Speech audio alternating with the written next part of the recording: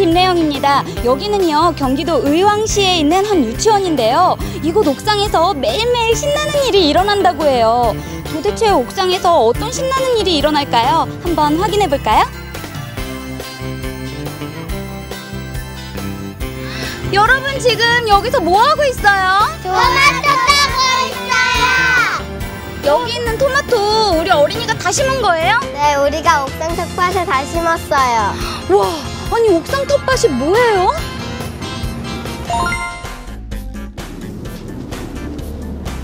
안녕하세요. 옥상 텃밭을 방문해 주신 것을 환영합니다. 아스팔트 도시에서 싱그러운 자연을 만날 수 있는 이곳이 바로 옥상 텃밭인데요.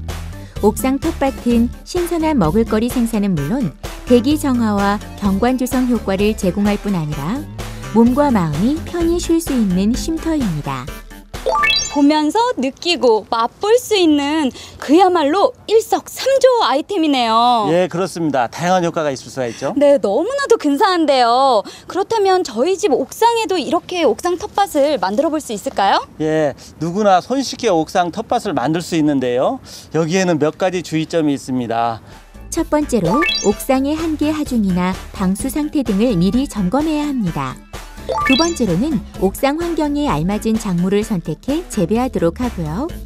세 번째는 관수에 각별히 신경 써야 하며 마지막 네 번째는 난간을 설치하는 등 작업자의 안전을 고려한 조치가 반드시 필요합니다. 옥상 텃밭의 종류는 베드형과 상자형으로 나뉘는데요. 베드형은 큰 건물의 옥상 바닥에 흙을 직접 깔아 농작물을 심는 방법으로 먼저 옥상 바닥 위에 두께 3cm의 압축 스티로폼을 깝니다. 그리고 스티로폼 위에 방수천을 깔고 그 위에는 코팅된 방부목을 규격에 맞춰 베드를 만듭니다. 그 다음 베드 안에 5cm 높이의 배수판을 깔고 배수판 위에는 흙이 떠내려가는 것을 막을 부직포를 깔아줍니다. 부직포를 깐 다음에는 흙을 채워주는데요. 흙은 시중에서 판매하는 원예용 상토를 쓰거나 피트모스와 퍼라이트를 6대4의 비율로 섞어 쓰세요. 그리고 일반 밭흙을 사용할 때는 옥상의 하중을 고려해 피트모스 퍼라이트 혼합 용토와 밭흙을 1대1의 비율로 섞어 사용하세요. 흙을 채울 때는 상추, 시금치 등의 잎채소는 10cm 이상으로 토마토나 파프리카 등 열매 채소는 15cm 이상의 높이로 합니다. 흙 넣는 작업이 끝나면 관수시설을 설치하고 작물별로 알맞은 거리에 따라 심습니다.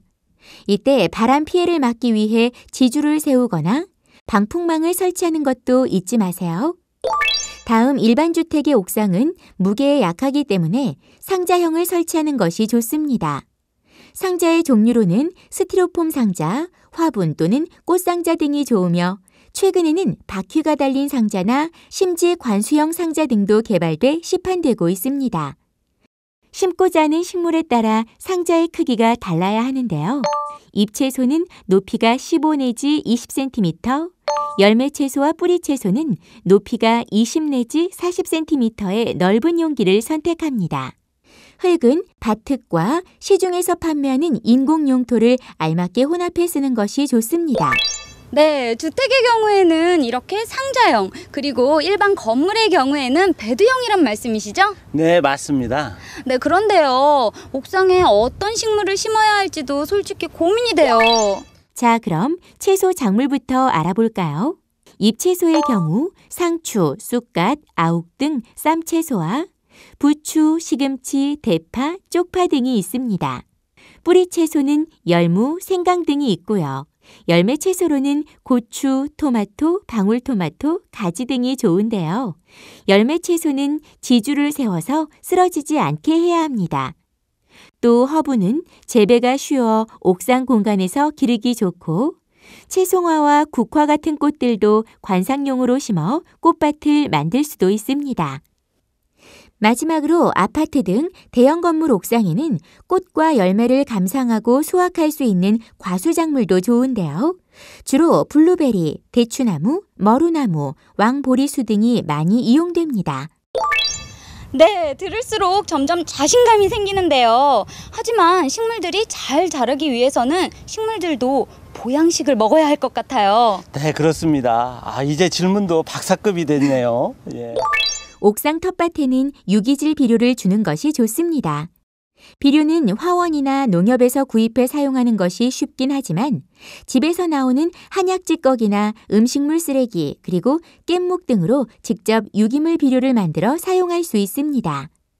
첫 번째로 냄새 방지를 위해 햇볕에 고슬고슬할 정도로 말려주고요. 두 번째로 비닐봉지에 시판되고 있는 미생물 발효제를 함께 넣어 발효시키면 냄새가 적고 좋은 비료가 됩니다. 이제 공부 끝! 박사님, 저 이제 하산하도록 하겠습니다. 잠깐만. 이렇게 내려가시면 안 되고요. 이것만은 꼭 듣고 가셔야 성공할 수 있습니다. 또요? 도대체 뭔데요? 깨끗하고 싱싱한 채소를 먹기 위해서는 병해충 방제를 빼놓을 수 없는데요. 벌레를 하나하나 잡아주거나 병해충의 피해를 받은 작물은 발견과 동시에 제거합니다. 다음 약재 방제는 부득이한 경우를 제외하고는 친환경 제재를 활용하도록 합니다. 집에서 쉽게 만들 수 있는 친환경 약재는 마늘 농약이 있습니다. 마늘 농약은 물 1리터에 다진 마늘 50g을 넣고 끓여 식힌 다음 걸러 마늘 농약 원액을 만듭니다. 이때 만들어진 원액을 50배액 물에 희석해서 살포하면 살균, 살충 효과가 있습니다. 또 계란 노른자와 식용유를 이용해 만드는 난황유도 효과가 좋습니다. 어떠세요? 이제 좀 자신감이 생기셨습니까? 네, 자신감 충만해졌습니다. 어서 가서 만들어 봐야겠어요. 박사님, 오늘 좋은 말씀 감사합니다. 네. 경관도 좋아지고 먹을거리까지 생기는 옥상 텃밭 만들기 어떠셨나요? 이대로만 하면 결코 어렵지 않은데요. 지금까지 방치되어 있던 옥상을 새롭게 변신시켜 보시는 건 어떠세요?